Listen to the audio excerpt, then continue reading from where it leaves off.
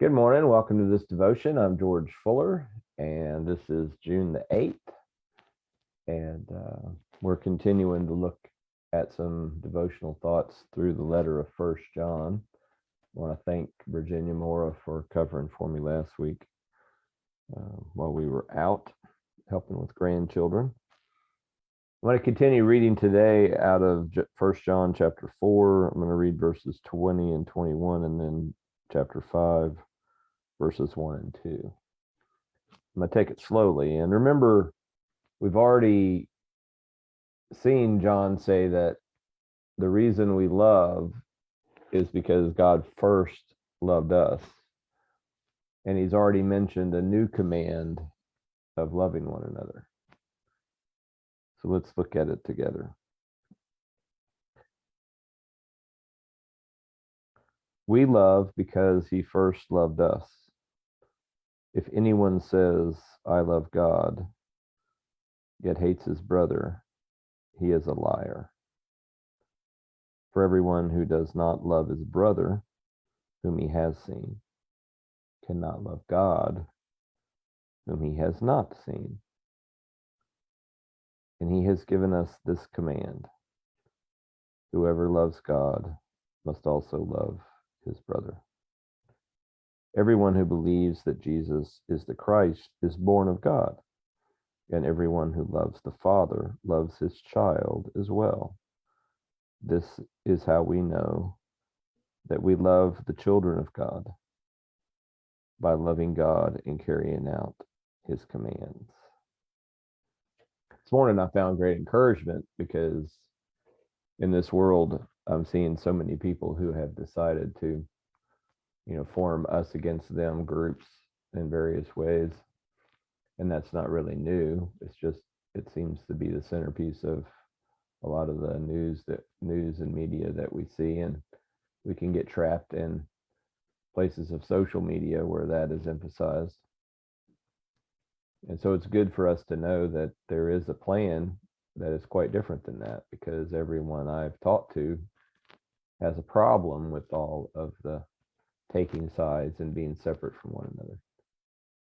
And it's good this morning to be reminded in First John that there's a direct correlation that is good news. Part of the gospel, the good news of Jesus Christ, is that this loving God and loving one another go together. But remember the progression. I said it as we started. It's in the reading, but it's important to remember that the way people experience it is you experience the love of God through Jesus.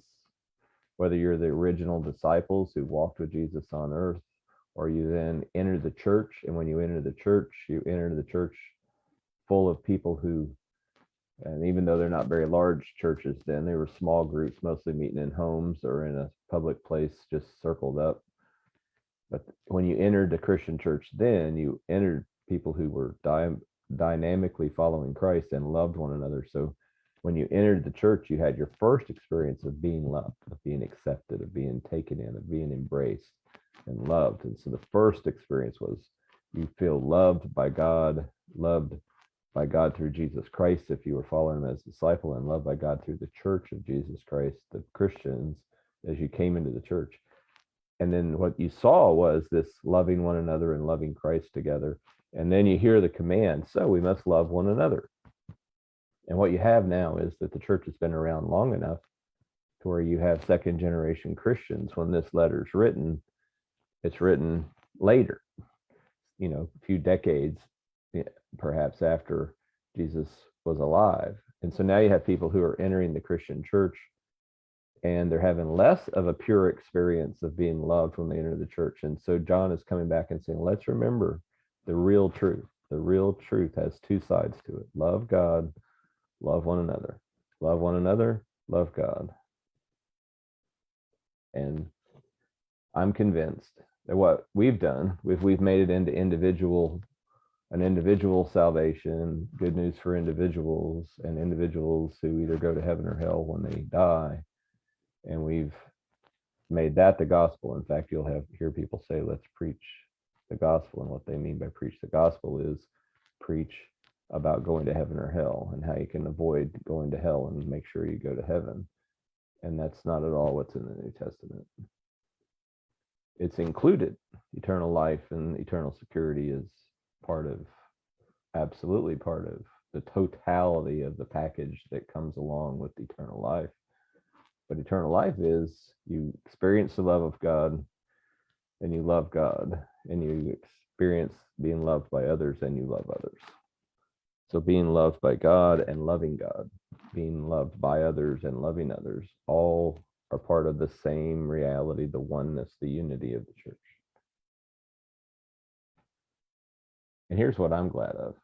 At first, I'm glad that church isn't just people who do that perfectly. He wasn't writing the letter because it was done perfectly. He's writing the letter because they need to be reminded. They needed to return to. They need to continue to be committed to loving one another. And so to us, at Window Christian Church, to all of us as neighbors, what we need to be reminded of is that very same thing, that we are to love God and love one another. And that it is in helping people experience being loved that we help them have the capacity to love us and to love others. That loving is a first experience. If you haven't been loved, you cannot love. If you can't have an experience of, if you haven't had an experience where you are loved and you can love yourself, you will not love others. So when you see people who are spewing hatred, who are forming us against them, it's because they lack the security of God's pure love. Because that pure love, as this letter tells us, that pure love casts out all fear. And when you have no fear, you can hang out with anybody. You can love. You can turn the other cheek. You can go the extra mile. You can be at peace. You can share. You don't have to hoard because you're not afraid. And so here we are. And the good news is we have in Jesus Christ and in our fellowship with one another known the love of God. And we have and will grow into loving one another. And that's the good news of this passage. May it be so in us and among us. Amen.